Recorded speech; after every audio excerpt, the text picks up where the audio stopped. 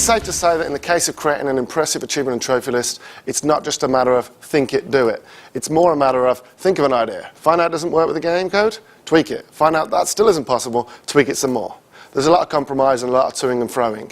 Having gone through our ideas, worked out our structure, we're today going to talk to Codemasters now about any potential pitfalls before we finally submit our list.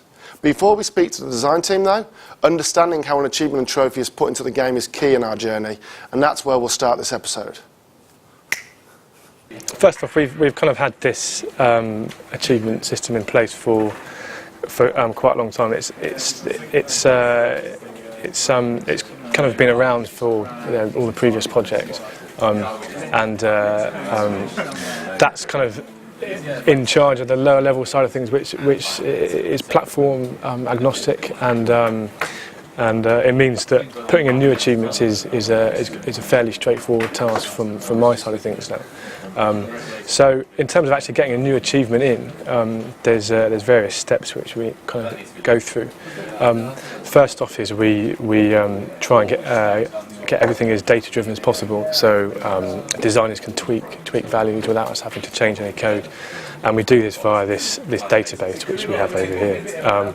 So for example, if we were going to put in a drift achievement, we could specify in the database a value for the drift distance needed to achieve this achievement, and then in the code we could read in that data, put a few hookups in the code to make sure that it ties up, and then that's kind of it for getting the concept of that achievement in.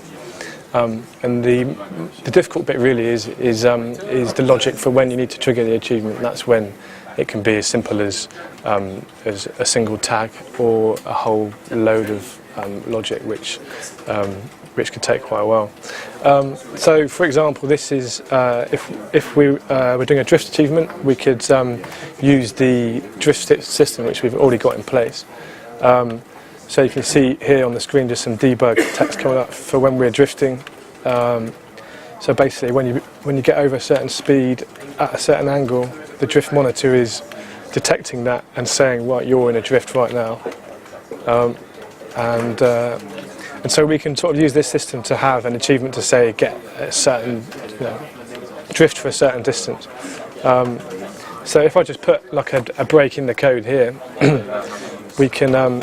That can be hit as soon as you come out of the drift. So when the drift finishes, this is the point in the code when we can tell the achievement system we've drifted for X meters, or we've just got a score of X amount, and then the achievement system can use the data which we took from the database here to determine whether that achievement has been hit.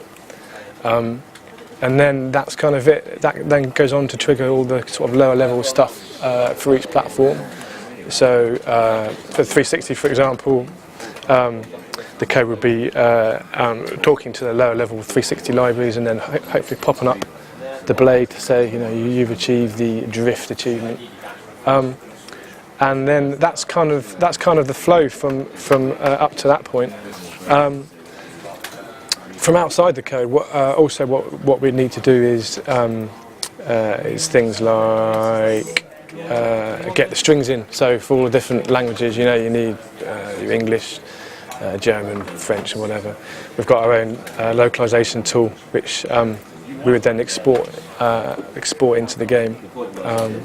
So that's one part of it. We've also got our own achievements publishing tool,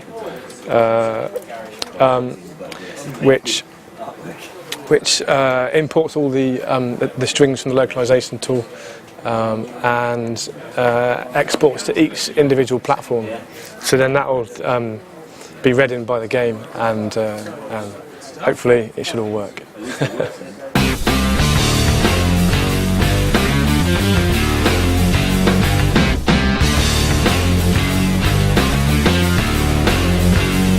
The problem from the outside looking in, usually it's like, if you can think it, you can do it, but that's obviously not the case.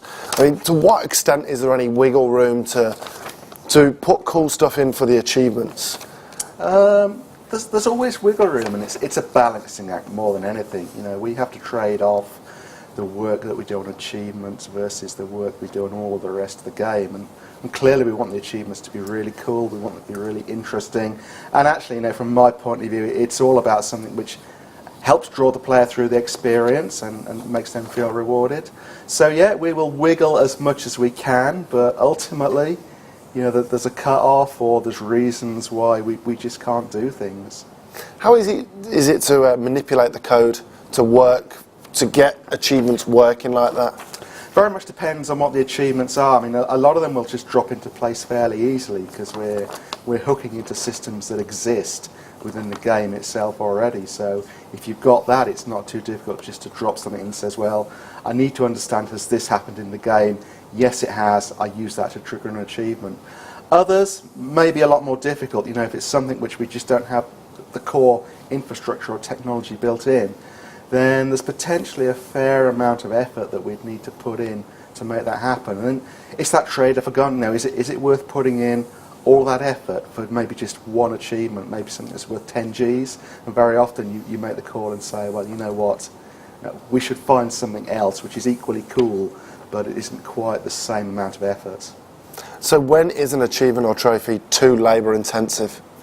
There's no real right or wrong answer. I mean, I guess if it's a really big, meaty achievement, then we'd be prepared to put significant effort into it.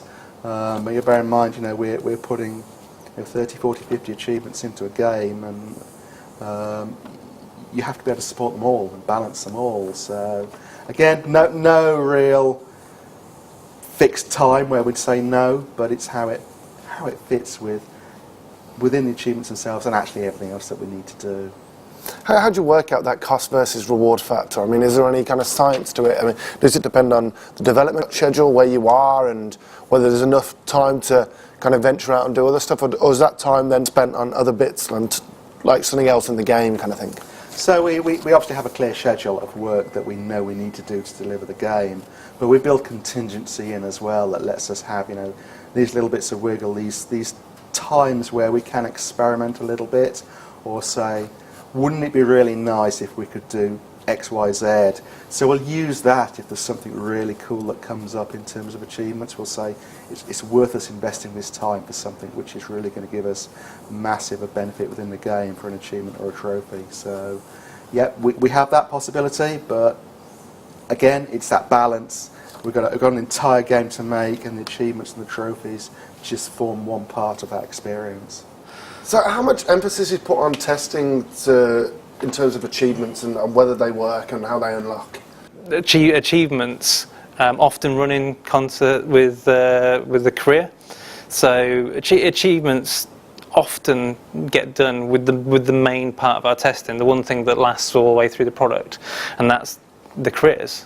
It's not done separately. It's done as part of the main game, or is that unless they're completely separate achievements, like, I don't know, spinning the car out or something like that?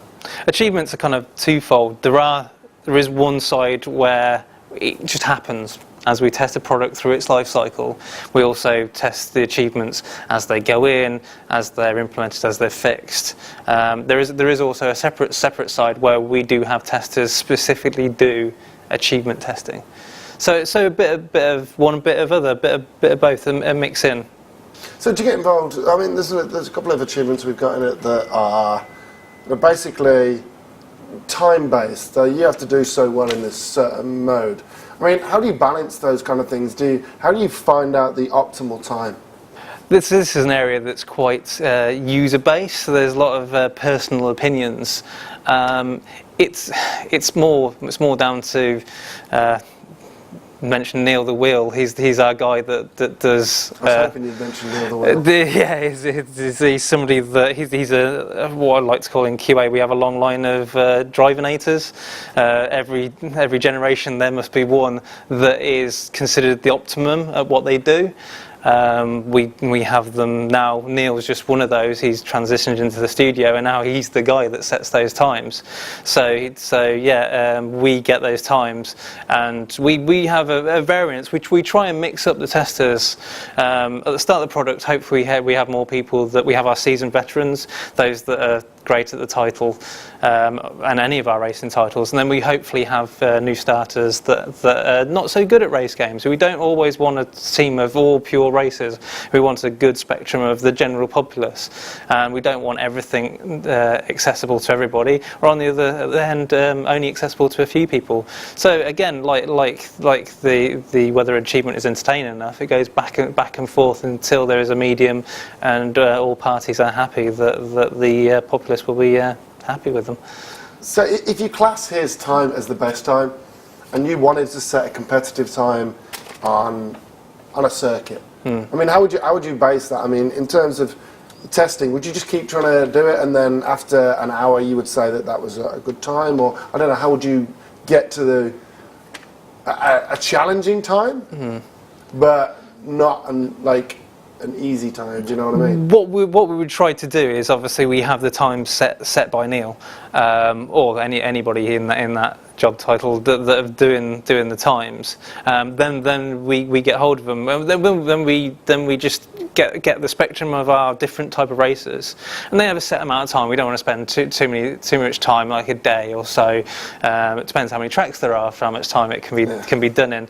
And then we just try and take a spectrum. I mean, we can always start with Neil's time as the optimum, the drivinator times, and then it's just a natural guess of, well, the next level of player will be a few seconds off, and then a few seconds off that, and then hopefully the new, those new to the title, a good time, a bronze time, say, would be more 10 seconds down the road, and then it will go into test again, and then those same people will do those times, and it's understood. Oh, I'm a kind of silver level kind of player. Can I get that time? How comfortable was it? And it will go back and forth until we've got a good mix of times, and the easy times are easy and the hard times are a challenge.